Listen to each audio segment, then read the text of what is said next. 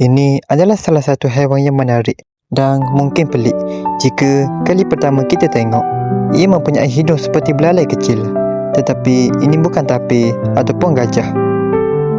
Ini ialah saiga, seekor antelop yang hidup di kawasan Asia Tengah. Dengan hidungnya yang besar dan tergantung ke bawah, saiga mungkin kelihatan pelik pada mulanya. Saiga mempunyai badan yang agak kecil berbanding beberapa spesies antelop lain, dengan kaki yang panjang dan badan yang sesuai untuk berlari dengan pantas. Bercakap mengenai hidungnya, ia bukan sekadar untuk membuatkan saiga kelihatan unik. Hidung mereka membantu menapis sebahagian daripada habuk sebelum udara masuk lebih jauh ke dalam sistem pernafasan. Selain ia dapat membantu mengawal suhu udara yang diseduh.